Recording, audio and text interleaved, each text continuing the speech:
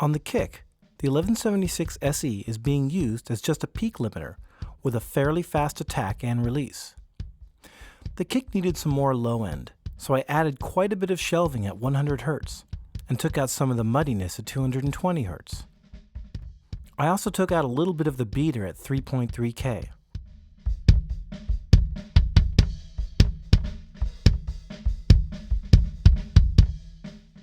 On the snare, again, I'm using the 1176 SE as just a peak limiter. The snare needed some help on this track. It's pretty dull sounding. I used the 1081's high-pass filter to clean up the low end and reduce the low-mid to 270 Hz with the low-mid EQ. There was a nasty rattle that I was able to reduce a little bit by pulling down 4.7K Hz. I was then able to brighten the snare with a little shelving boost at 10K.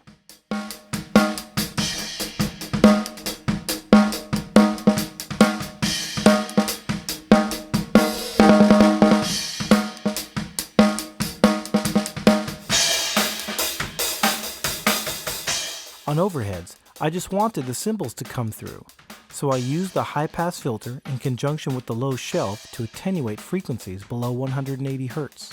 I noticed that the snare and the overheads had a nice crack, but the actual snare track was missing. So I boosted at 2.7K with a high Q so I could bring out that crack a little more.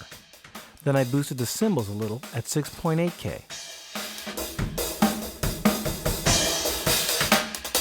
Now let's see what the drums sound like without my overhead EQ. And with the overhead EQ.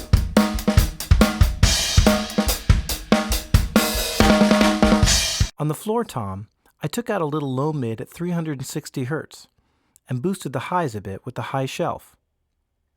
On the rack tom, I boosted the mids at 700 Hz and also added some high shelf. The high shelf really accentuates the attack of the drumstick.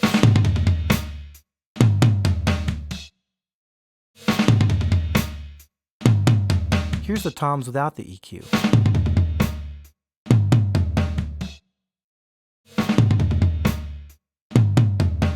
And with the EQ.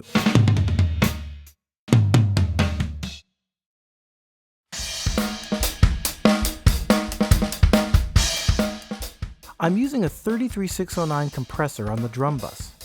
I've got the compressor set up with auto release and a low compression ratio to even out the rest of the drums. The limiter is set up with a fast attack and release to catch peaks that get past the compressor. This allows me to add a little makeup gain and create a slamming drum mix.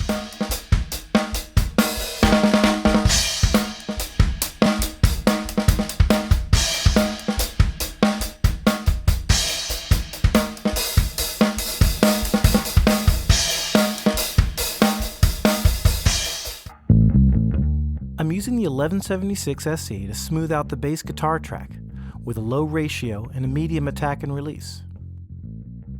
Since the kick is going to carry the majority of the low end, I use the 1081 to attenuate frequencies below 100 Hz. Since the bass guitar needed a little more definition, I boosted 1.9K with a wide Q.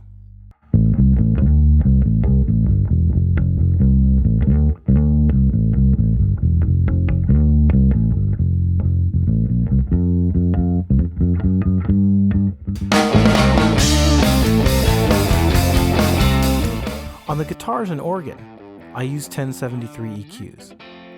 I wanted the rhythm guitar to have more bottom and less top, which the 1073 took care of nicely.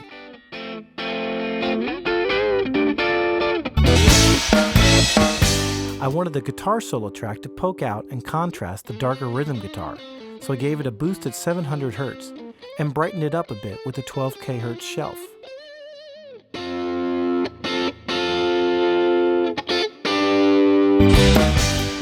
The organ needed a little body and presence, so I gave it a boost with the low shelf at 110 Hz, as well as a slight high mid boost at 4.8K, and a little sheen with the 12K Hz high shelf.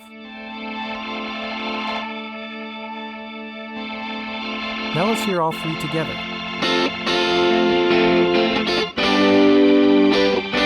Now with the band.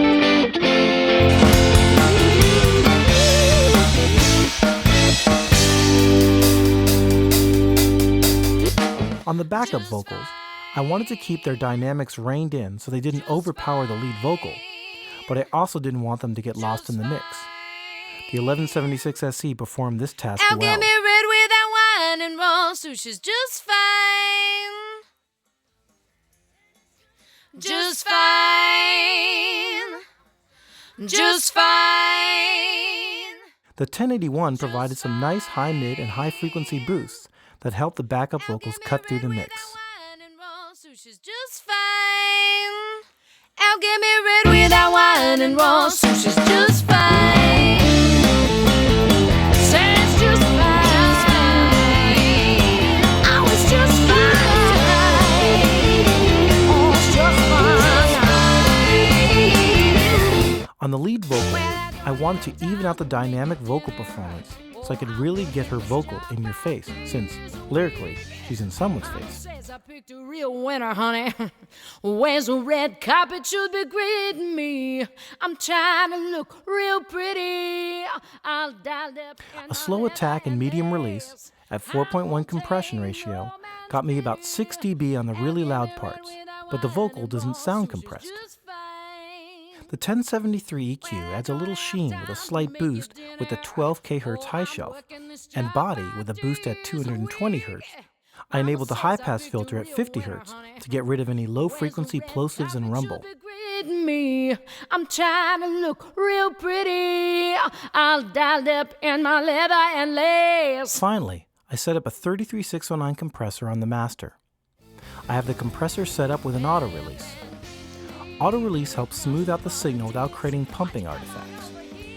I have the limiter set to catch any peaks that get past the compressor, and it is also set to auto-release. And it's ready to go. Saying, are you ready?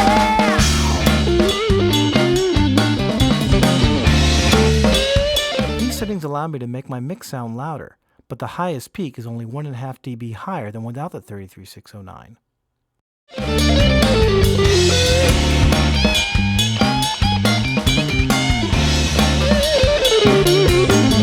Now let's listen to the mix without the UAD1.